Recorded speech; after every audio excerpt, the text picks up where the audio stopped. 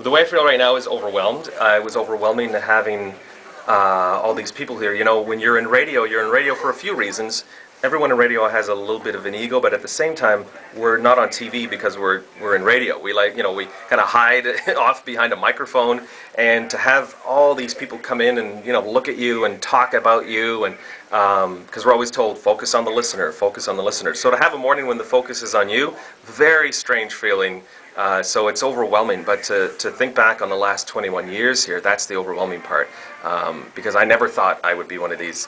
I thought they'd be carrying me out of here or pushing me out of here. So to know that I'm leaving because of a decision I've made is very strange, scary, but at the same time I'm looking forward to the future. Seeing lots of memories over the past 21 years. You're moving on to something new, and you talked about that being a risk, right?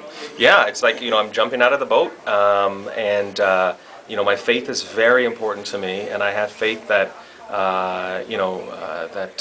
that my faith, my God will be there for me, and that's what faith is. It's just believing in the unknown, because it's nothing tangible. So so that's what I'm kind of jumping into, is a little bit of the the untangible, but I'm hoping that I'll land on my feet. At the same time, you're staying within the media family. Yeah.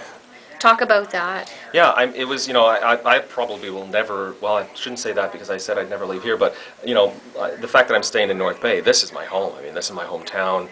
This is the people that I know. So to stay in the media family at a different station, it'll be different, but at the same time, it'll be great just to be here in North Bay, but from a different angle of North Bay. So that'll be new, fun, and different. And your family definitely behind you all the way in this? Absolutely. In fact, I'll be working with my wife. She's, Christian radio is, it's a listener-supported radio. It's not really, we don't make revenue all that much on commercials. So it's based on listener support.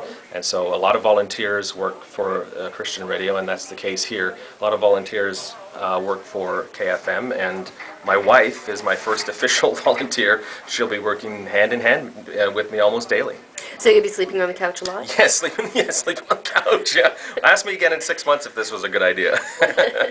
So give us an idea as to what your fondest memory is that you're leaving with after 21 years. Yeah, well, there was so much to talk about on the air that I know we missed a lot of it. All the concerts, the heritage festivals, the air shows that we used to put on, the country opens.